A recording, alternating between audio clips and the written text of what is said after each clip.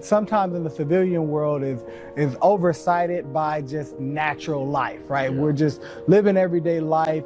You know, we see a veteran and we always say thank you for your service and different things of that nature. But the meaning that and what really goes into that, I think sometimes it's kind of lost because, like you said, our freedom isn't free, but we've been able to benefit from it with minimal sacrifice as civilians, and we really don't know anything about how that world is. Understanding her painting out the pictures of the son of the transition from being a Navy SEAL, which again, just being a top rated military personnel, and then transitioning back into civilian life. And like you mentioned, a lot of times we go through everyday life not understanding that there's wars that are going on a continuous basis to make sure that your life is free.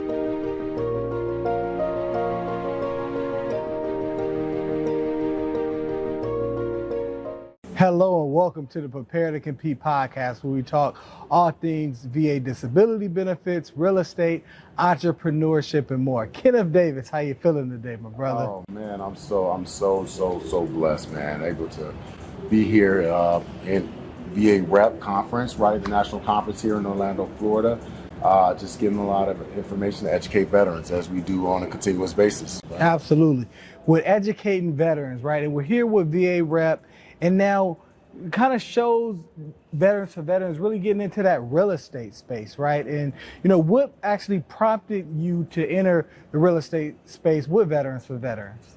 Well, it's just kind of on par with who we are, right? We are always wanting to make sure that we're continuously educating the veteran community on a continuous basis, and by being able to educate the veteran community on a continuous basis, we want all spaces of education, right? So again, with all spaces of education, it was just a natural progression.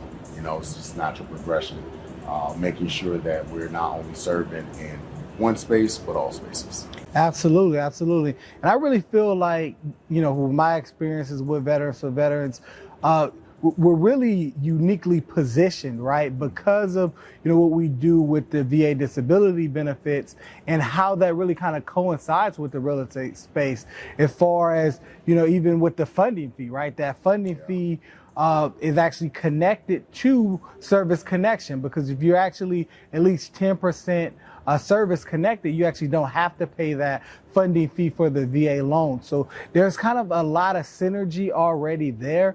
And it seems like when veterans kind of come to you with questions regarding their benefits, they're always kind of concerned about everything in that package. And that's really great that Veterans for Veterans are actually able to educate in that. Yeah, and that's exactly what we want to do. Our job is, though, again, we harp on education, right?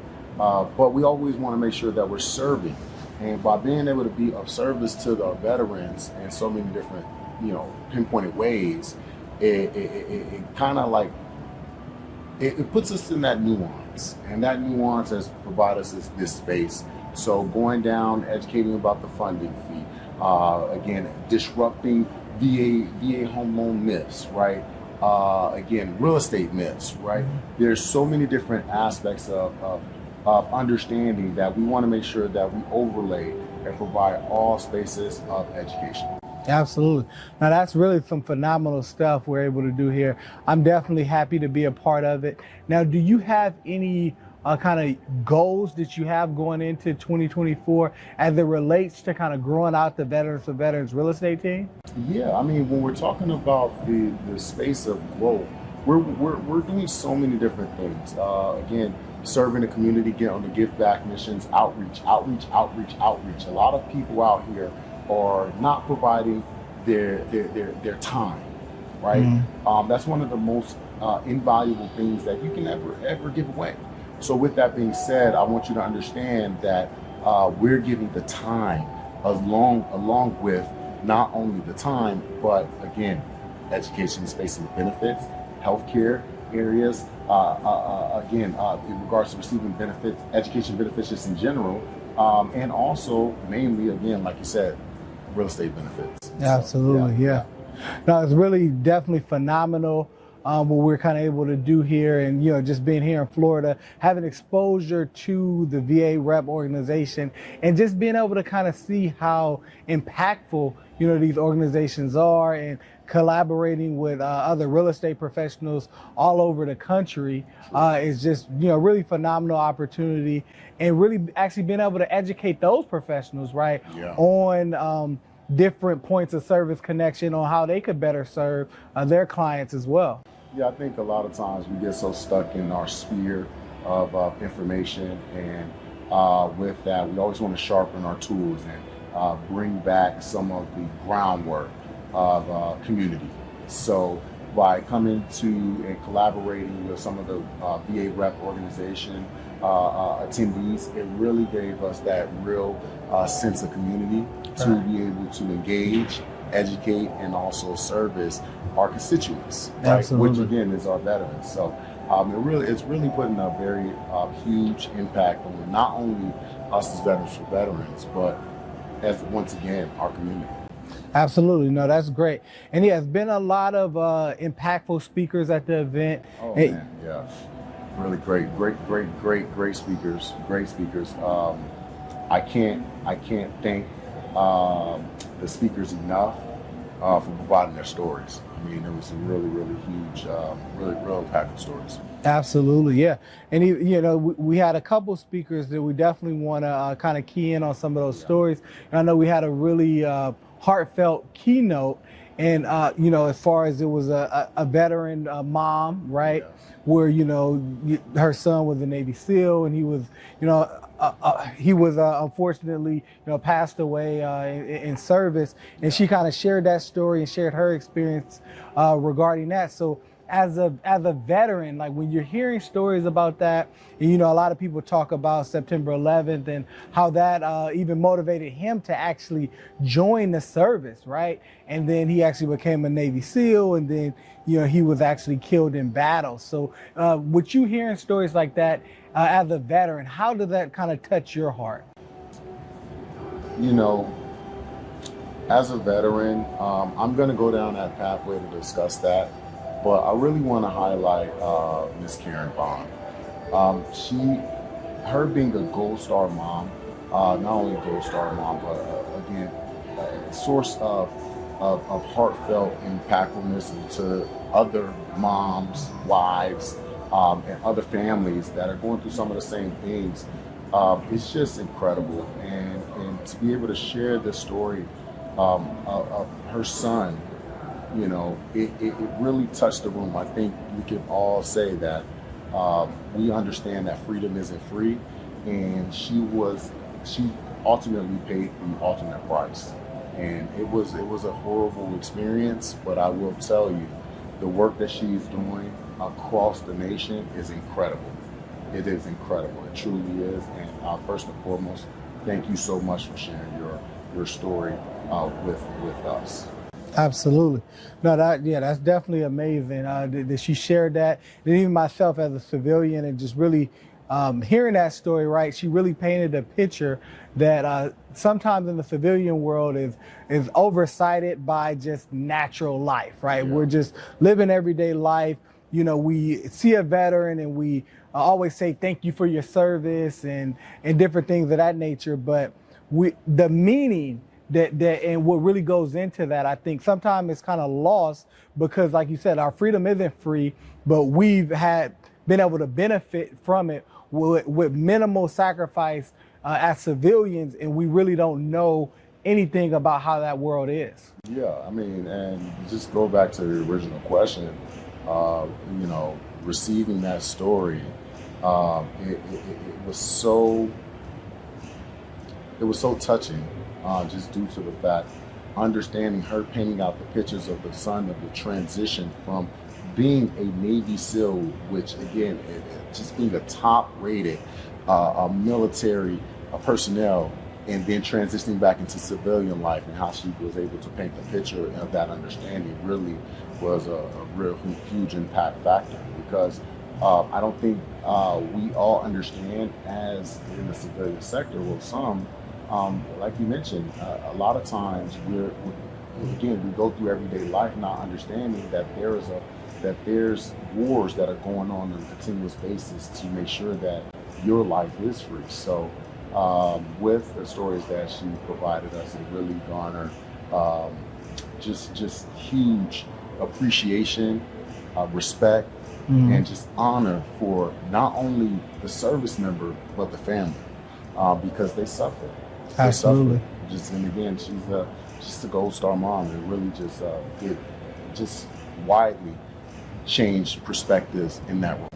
Absolutely, definitely changed perspectives, and even we had another speaker that kind of mentioned it as well when we're going into the real estate world, right? And how there's a stigma around the VA loan, and veterans not having money, and they don't have enough skin in the game when they're doing a real estate transaction. So a lot of sellers don't want to take their loans because of that. And now when you really kind of scale it back and you think about everything that these service members dealt with while they were enlisted, it's like, what? It's like, you should almost go out of your way to try to accept the VA loan. It just from that basic understanding there of what they actually really sacrificed. And then once you get into the principles of the VA loan, which we'll talk a little bit about, the 20% is actually insured by the VA, right? So it's not a high risk product, that veteran is going to default. So it's just so many misnomers in there, right? And that's like, but even that is secondary to the fact that even if that stuff was true, which is not, you should still go out your way to put that veteran in a home because of the sacrifices that the veteran has actually made to help us in our freedoms, Yeah, listen, I think you hit the nail on the head, right? When we're talking about skin in the game, that DD-214 is their skin in the game. Right. No matter how much financial backing they may have, or financial issues that they may have, or don't have, right? Because that's also something that is not the case, right? But that DD-214 or their uniform is their skin in the game. So not accepting an offer based upon it being a VA loan is just ridiculous. Absolutely. Yeah. But this is why we're here. Again, to educate everyone to understand not why the VA loan is so important, but also the technical behind why the VA loan is one of the most powerful mortgage tools. Right? Absolutely. So that's what it's about. Yeah, that's definitely what it's about, because when you again put it in that perspective of all the sacrifices they've made, and just kind of think about the fact that what happens if you don't give that veteran at home, right? Yeah. And especially in a market that we were in 2021, and people were overbidding. It's like, so now you're willing to have this veteran be homeless just so you can make a couple extra dollars, right? Yeah. And so it's a very unique position to be in. And we understand economics, we understand capitalism, but at a certain point, it's like you really have to understand the mechanics of the way the world works and start thinking beyond your own individual self-interest at times, right? True indeed. I think, like you said, beyond the miseducation of the civilian sector, but it's also miseducation internally as well. That understanding of that product, or VA home loan benefit product, that is going to not only put a real,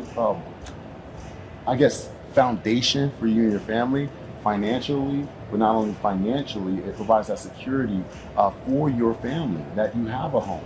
So not understanding how the VA home loan benefit works, not understanding what are the benefits of a VA home loan, how can you leverage a VA home loan, and how can you implement some of the other benefits to be able to garner your VA home loan is what we want to be able to provide. Absolutely, yeah, right? yeah. So, it's very interesting. I mean, just as for yourself, just as being in the real estate space for so long and making so many transactions happen, what do you feel as though is one of the major issues in regards to an understanding of the VA home loan? Yeah. Well, it's really that, right? It's just understanding the VA home loan is very difficult because even with just most government products, even when you talk about the VA home loan and the FHA home loan, they both have similar stigmas of it being for disadvantaged, low income individuals. And, that's really far from true. I know we heard some statistics here for the state of Florida, when you're talking about the average median incomes for residents here, it's about 68,000 is what they quoted for veterans, right? But for the regular population, it's 60,000. So what does that suggest? That suggests the average income of a veteran is actually higher than the non-veteran population. And, that's for a lot of reasons, right? Veterans are oftentimes very hardworking. You had your military experience, or you may be able to secure a government job or even government contract work. And also, from your service connected benefits, I mean, if you're at 100%, and even if you're just single, that's still $3,600 extra incorporated to you actually having a salaried job. So that really leads veterans to actually have a very decent income in a lot of situations. But what happens is that there's that small group of people that often have the loudest voice, right? And they spread that misinformation into the world about VA loans not being able to close because veterans, don't have money and different things of that nature. But when we really kind of get in the weeds of really evaluating that information, only about 1% of VA loans actually don't close for issues of, the appraised value and not having funding and that sort of thing. So it's like, wow, this is very rare. But again, you're playing telephone and somebody had an experience and now they go and they spread that all over. Yeah, again, those mess-deck rumors, right? We were taught that we're exchanging information. Oh, this is right, this is right, this. And then next thing you know, whatever came, the original information that came in is 10 times different than when you originally got it. Yeah, man, I think that's that case right there. I think we kind of really pinpointed, VA home loans not being able to close, right? That right there. I just kind of want to highlight that for a second because that is a real myth that's out there. Absolutely. Right? But there's several different reasons why this transpired, right? We talk about appraisals. We talk about, not only appraisals, but accepted offers, right? And which again, we can almost say that's a bias. Absolutely. You can almost say that could be a bias. But also, it can also be the property at nature, property at hand, that could be a factor. So when we're talking about VA home loans being accepted, do you personally think that a VA home loan buyer is almost more qualified? I would say they're very well positioned. A VA home loan buyer is very well positioned because if they are using that VA loan product and you don't have a down payment requirement, you don't have mortgage insurance, and you're at least 10% service connected, you don't have that funding fee, you really don't have a reason to back out of that transaction, right? So if you're a seller, you're actually more secure because as long as they like that property, there is little to nothing that's going to stop them from purchasing that home. Wow.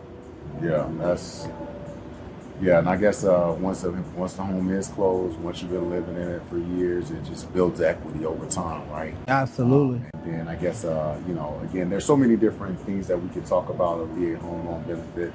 I'm not going to kind of go on a tangent or anything, but one thing I will say, it does transition well when having stability as a home and that foundation to be able to better often transition into entrepreneurship, right? Because having that benefit of a home and also to include other benefits, it puts you in a better space to transition off to entrepreneurship, to do other things with the life, with that veteran's or active duty member's life. Because again, those passions often transition well, again, as you mentioned, not only passions, but also skill sets transition well in the real world here, the civilian side, for the civilian.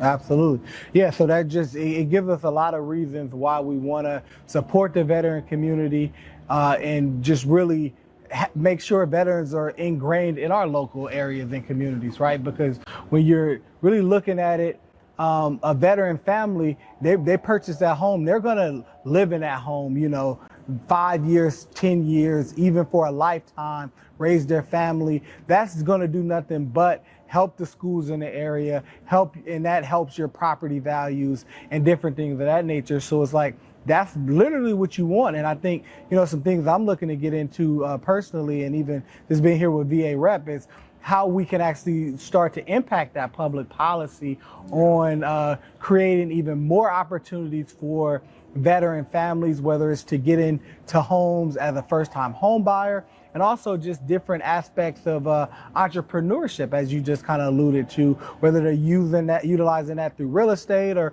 through starting other businesses. Obviously, you started Veterans for Veterans, which is a really great organization here that we're a part of. And really, tell us a little bit about your entrepreneurship journey on, well, first and foremost, what prompted you to establish Veterans for Veterans? That establishment came from understanding through my own personal journey, my own personal transition, my own personal lack of knowledge and education. And going through this journey, I realized that so many others had even less information that I've had. So with that said, I had the opportunity to be able to go through that personal transition of coming out of the military, having the lack of knowledge, lack of resources, and also the lack of support through that transition, what has caused me a lot of physical and mental elements, which again, not understanding that for most people, to be very frank with you, it doesn't resonate well with the full civilian community, because again, that transition. So again, that prompted me, if I'm going through as a veteran, I'm sure other veterans are going through it. And then being able to galvanize a community. And that was the whole premise of making sure that how we serve our community and the way we serve our community, that we're going to make sure that we serve first before anything else. Absolutely. Because of those issues there. Yeah, absolutely. Yeah, I mean, there's obviously a high need. I know you have some statistics on that as far as the veterans who are either not service connected, right, or just they're not receiving the benefits that they deserve. Yeah. I mean, typically on average, it's about, again, give or take, right? It's about 28 to 30% of veterans who don't have are not receiving benefits, right? But why is that? Once you pull back the why to start understanding how we can be able to not only transition the why into receiving benefits, and also how can we do it in the fastest traceable means, right?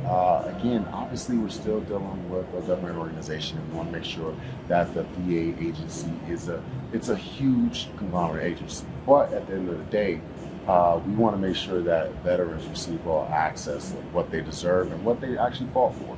So again, traveling, being able to provide the knowledge, being able to touch the people on a regular basis, it has put us in a better position to not only service our community in regards to the veterans, but their families as well. Because again, not only did the veteran pay the ultimate sacrifice, but their families did as well. Absolutely. Now that's wonderful stuff there. Now, Kenneth, there's some wonderful things that you're doing with Veterans for Veterans, and it's really great kind of understanding your purpose on why you founded Veterans for Veterans, and it's been doing well. We're in 2023. You've been incorporated in I believe 2017, and now so through that 6-year journey of entrepreneurship, what have been some highs and lows, and what have you actually learned through your experience of being an entrepreneur? First and foremost, one captured thing that I learned kind of resonates is that just comes out is patience. Patience. Rushing the process is not always going to yield you the best results. Serving, which what we stand by, is our linchpin, right, to the community. So, with that being said, sometimes there's patience in how we're going to provide our service. So patience, that is one thing that I can say that throughout this journey that has come about. But again, some of the highs could it's just easily the faces you see on the veterans and their families once they're actually served, right? You can't take that away. That's forever going to be a space in my brain, my knowledge, and my memory. You can never take that away, and I just want everyone else to be able to enjoy that joyous occasion once someone receives access to their benefits. Right? But again, throughout this journey, there's also been lows, right? There's been moments where serving has not always been the easiest thing to do, because we are dealing with a veteran community that has went through a lot of things, right? Just coming back to the word patience, being patient to serve that veteran and being understanding of their needs and understanding that they may have went through something that we may not understand. Mm-hmm. Okay, by being able to understand that, it provided clarity and empathy, and that's all it has provided throughout the time, from the day of incorporation all the way until today. But again, I personally have been serving the community for over 15 years, mm-hmm. but I want you to understand that has not come with bumps in the road, but it all goes back to patience. Absolutely. No, that's great. That's great. And, you're serving veterans, right? And, the company is Veterans for Veterans, right? Yes. So it is a veteran owned company, obviously, because you're a veteran, but you also employ a lot of veterans as well, as far as, individuals who work with the company as case managers and other roles as well. And now, how has that feeling been for you to actually, grow the company to now where you actually have employees and you actually have not just, regular employees, but, men and women that were in uniform, right? And, individuals that you share that same commonality with from service. And now they're actually able to deliver that same experience that you speak so eloquently about to other veterans. You know what? It's been nothing short of amazing. Mm-hmm. It's been nothing short of amazing to be able to provide a space for other veterans to come to be able to serve other veterans, right? By being able to do that, our organization, we obviously provide opportunities for veterans, but also their veteran family members as well.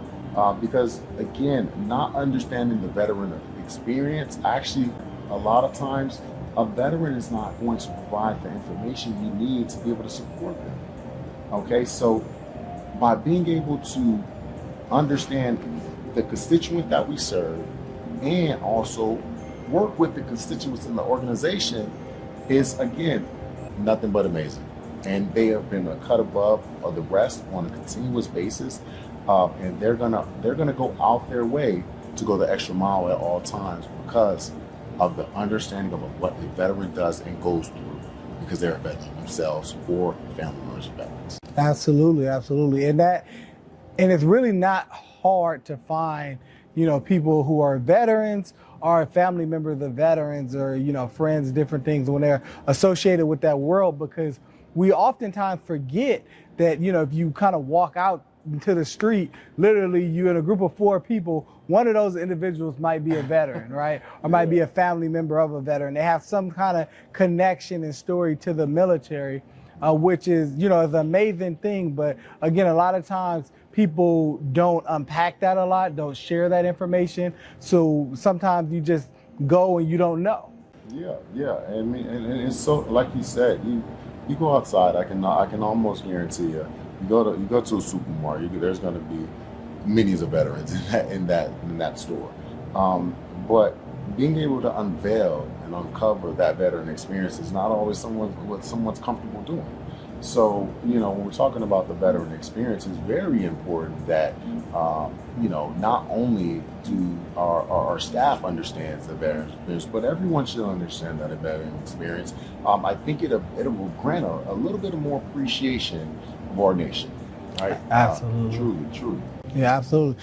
Something that I've kind of learned from you being a part of the organization, VA Rep, is they had the term that they used for non-veterans, as far as, calling them patriots, as far as the individuals that actually support the veteran community that's not directly connected. And you really just unpacking that. I think that's amazing, right? For individuals, like myself, that's part of it, and other individuals that like have committed their careers, right, to serving that population as real estate professionals and other roles, because you assume that you would go to a conference like VA Rep and you would only see military members here, right? Yeah. Whereas like only those are the only individuals that actually care about the veteran experience. And it's like, no, it's almost like a 50-50 divide, in a sense, where it's like, it's really great to see, so many non-veterans really, be patriots and really champion the cause of supporting veterans with their goals. And you have a lot of corporations here that are doing that, as far as, a lot of the banks, Chase Bank, US Bank, Bank of America, there, and some others as well, that are really here and have so many initiatives targeted at helping the veteran community. And it's not just for home loans, right? They have so many different products where it actually connects to business and entrepreneurship on, I was talking to one of the gentlemen from Chase. He was talking about how they're able to help veterans who want to start their business, build out their business planning, and you want to buy a franchise. Well, before you do that, you can actually come and sit down with a business banker and actually know, like, hey, I'm trying to buy a Starbucks. It's like, well, here's what your financials have to look like. Here's what this business model looks like. So here's what you can actually expect if you're looking to start that franchise. And I'm like, wow, that's so amazing, right? Because, oftentimes you go into entrepreneurship blindly, and just to know that, hey, you don't have to, right? There's so many resources out there for you to really make an informed decision on what company you're trying to franchise, or, if you're going into the right industry with your private company that you're trying to do, and what that's going to need to look like, so you can literally pre-plan everything that you need to do to facilitate your success in that business industry. That's great. I mean, it really is, because going through some type of transition of that nature, when we're talking about a franchisee or any type of other business endeavor, it just really, it is hard. So by being able to have a backing or support of a major corporation is huge. But most veterans don't know that they have those opportunities, right? They don't know that there are organizations out there that are willing to assist and provide not only financial support, but you have also mentorship support. Mm-hmm. You also have business support, with ground layer financial plans or business plans. And it's just so many different opportunities out there that's waiting on, again, you guys. But we just have to make sure that we provide the information to you. So again, continue to watch, continue to grow with us, continue to share. Absolutely, man. Now, there's some really good significance of being a veteran business owner, and just the impact that you have not only on the veterans that you serve, but on, the local communities in which you serve, and also the people that you serve in the sense of actually the people that you employ, right? Because, oftentimes you really don't, think about the impact that you have on them, being able to employ other veterans and actually provide them with the livelihood to really feed their families and, do what they need to do. And then in turn, you're just kind of recycling your mission, right? Because now they're able to receive that same joy that you receive in serving veterans, and you're just passing that on to them, and you're just really kind of recreating that whole cycle, which is amazing. Yeah, I mean, just again, as you said, recreating a cycle of joy, right? How can we be able to provide a veteran a smile on their face, or be able to provide them a little bit of support that they may need? Again, you never know how impactful you can be by simply just, providing a thank you or hello, but also putting a stamp of approval and validating their benefits, right? Because again, these are accessible things that they may have been fighting for many years, right? But however, it's not as it's not an easy process as most would presume, right? So again, garnering and putting someone to support with you and partnering you with that person, there's no other greater feeling to understand that someone has my back. And I will tell you right now, if you're a veteran, you understand, you will always and forever understand in regards to leadership in a buddy system, right? Having someone to grow you, mold you, and put you in a position of where you need to be. Absolutely. Now that's amazing. Now, what are some of the things that kind of molded you into the entrepreneur that you are today? Oh man, life, life, right? But again, I've been impacted by some wonderful people, right? Wonderful people that has been put in my life, that not only supported dreams, but also not supported dreams, was actually fueled the fire as well. But those desires, that of being who you want to be, it is ultimately something that will forever fuel you, right? So, but again, having a lot of leadership that has supported myself. Again, I've come through coaches, right? Family, okay, even teachers, right? Professors. Again, everyone is in a leadership role should always provide some inspiration, right? Everyone's not always going to, inspire. However, you can always learn from a piece of that experience at all times. Mm-hmm. But as a leader, as a supporter, you always want to aspire to inspire, and that's the key. That's the key. Again, if you can be able to shape and change that person's attitude, perspective in life, it's really just bar none one of the greatest things in the world. Absolutely. It's really great because something I thought that you kind of triggered there is just really being able to learn from the mistakes of others, right? Yeah. We've really been able to learn from other people's experiences. And a lot of times when you think mentor, you think, hey, you have to be directly connected to that person, right? Yeah. And, there's a lot of mentors who don't know I'm their mentee, right? I could be learning from books that I've read from those individuals, or just really kind of doing research and kind of seeing their movements in business from certain transactions, and just really kind of doing case studies on, hey, why did this person get in this business at this particular time, and look at their outcome and learning from those different transitions and highs and lows that they've had to help influence me as a business leader. Yeah, that's amazing. I mean, I couldn't say it. I wouldn't have said it better. When you're able to understand your surroundings around you and learn from everything around you, as long as you're paying attention, you're always gonna kind of garner that information. But you have to actually execute, right? Again, getting the information is not enough. That is not enough. We live in a informational-based world today. Again, you're able to get information just like that. However, the ones that actually execute to push through on a continuous basis, those are the ones that's actually going to be able to surpass, again, that those who are not doing it, right? But again, a lot of times it's just that having that tenacity, having that grit, having that tenacity, and this is why a lot of our veterans have the groundwork, the foundation.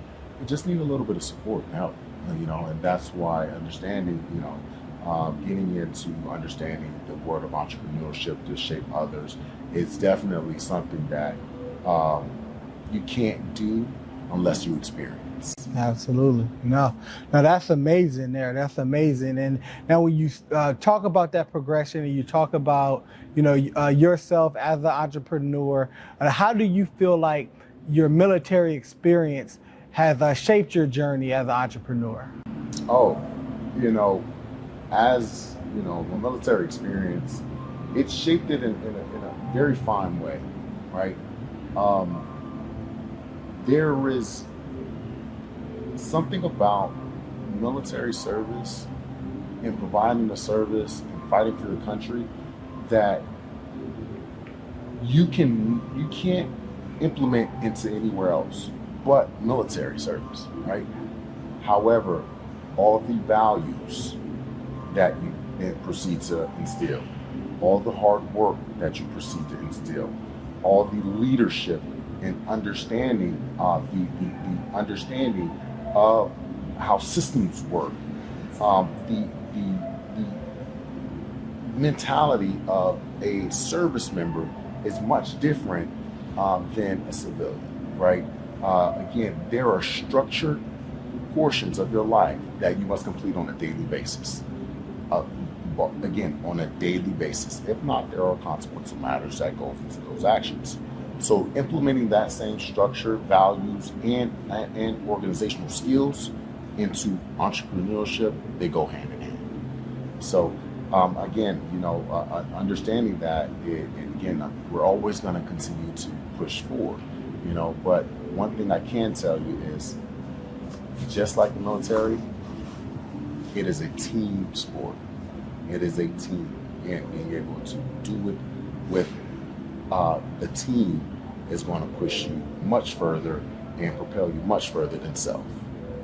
Yeah, and I'm, just from kind of an outsider perspective, I think, one of the things that the military probably, teaches everyone, right, that enlist and are part of that world is how to follow orders, right? And where I think people get it construed sometimes is that, hey, I want to be a leader. I want to start my own business. I want to do all these things, but you have to learn how to follow orders first.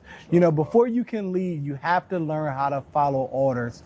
And that's something that the military probably instilled in you and instilled in a lot of our active duty service members and veterans that really sets them up to actually be amazing entrepreneurs in anything that they kind of try their hand at. Because, through your military experience, you're not just doing one job, right? You're doing a lot of different jobs throughout that experience, and you have to be flexible. You have to follow orders. You have to know how to take pride in your work and how to do a lot of things when you don't feel like it.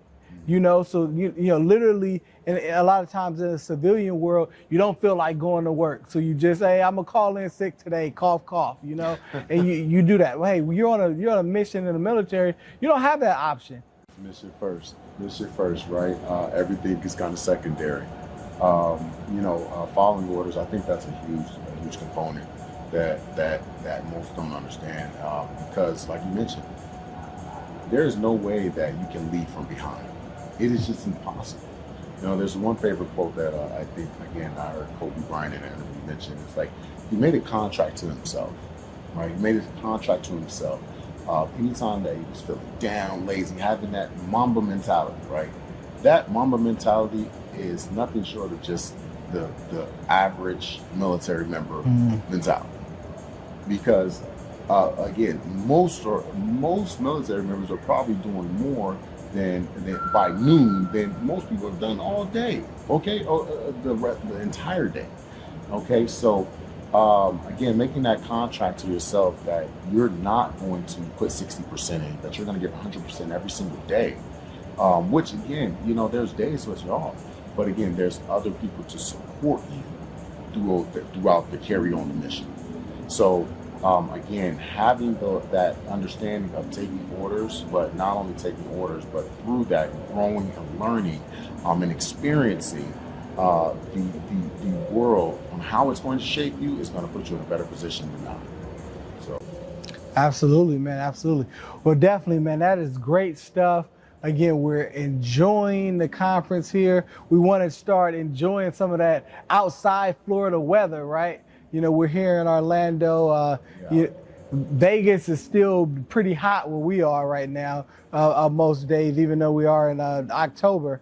So, we want to definitely enjoy this cool breeze. So we delivered a lot of helpful tips for you guys today. So thank you for tuning in.